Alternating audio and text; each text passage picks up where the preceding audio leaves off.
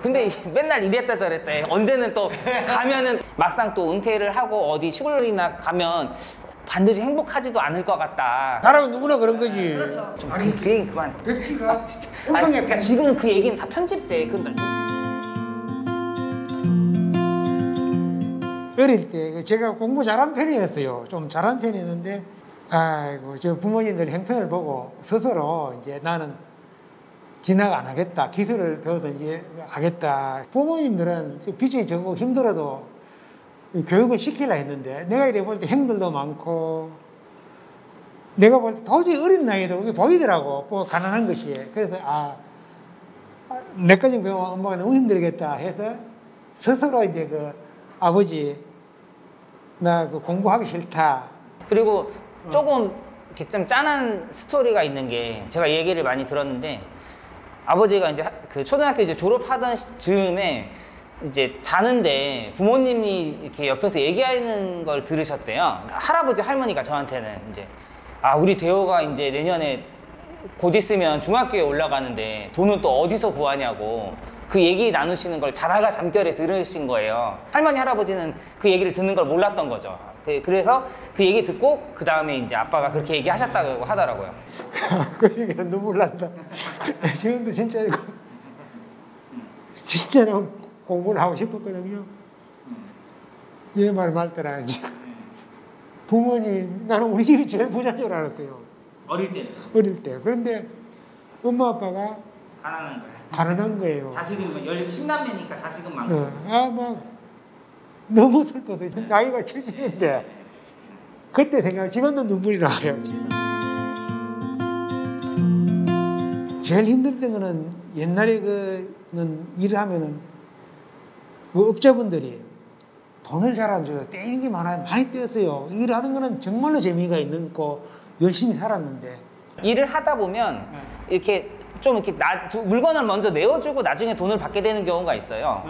부득이하게 또 단골이다 보면 아니면 또 여러 가지 이렇게 엮여져 있어서 뭐 그런 이유들로 인해서 그런데 그렇게 해서 돈을 받지 못하는 경우가 많아요. 우리 마누라 말에 의하면은 떼인 돈만 다 안 떼이서도 빌딩이 뺏기다.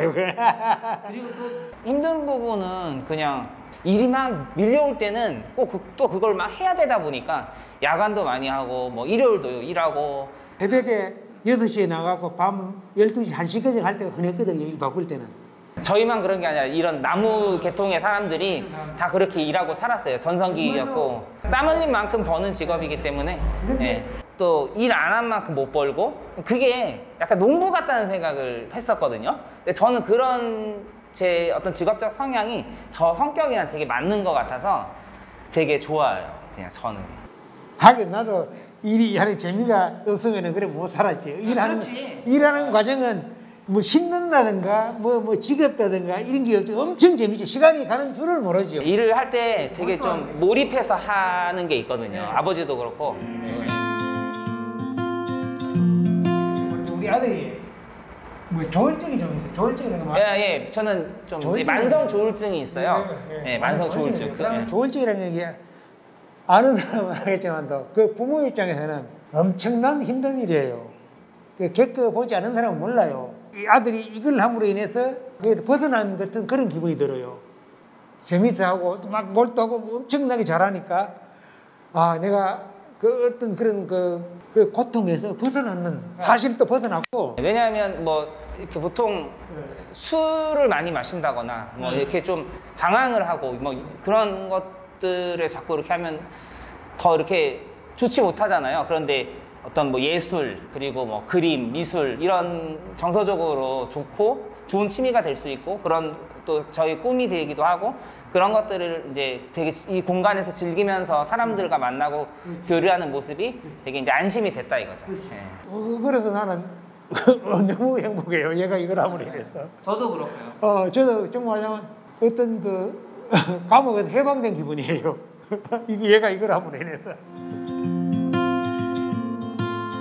그럼요. 제가 그러니까 그림만 그리는 게 아니라 이제 나무로도 이제 조금씩 이렇게 작품을 해보고 있거든요. 저희가 나무 문을 만들 때도 되게 그 감각이 필요하거든요. 그런 부분이 아버지가 되게 타고난 부분이 있는데 그걸 같이 일을 해오면서 대화도 계속 많이 했고 또 보고 배운 것도 많고 그런 것들이 제가 이제 쌓여져 있는 상태에서 또 그림을 그릴 때도 어떤 직접적으로는 아니지만 간접적으로 또 아빠에게 좀 배운 것들이 제가 창작을 하는 데 있어서 되게 그런 밑바탕이 좀 많이 되는 것 같아요. 저 같은 경우는 뭐 미대 교육을 받았다거나 어떤 그 전문적인 교육을 전혀 받지 않고 혼자 그냥 계속 이렇게 꾸준히 즐기면서 해온 타입이다 보니까 어떤 동시대 미술의 흐름처럼 개념적인 미술을 하기보다는 표현주의적인 작업들을 계속 해왔어요. 그러니까 좀 단순하게. 그러다 보니까 제 감정들을 그림에 단순 명료하게 많이 표현되기도 하고 또 근데 반대로 또 그런 점들이 제 안에 좀 좋지 못한 그 감정들을 해소하는데 되게 많이 도움이 되었던 것 같아요.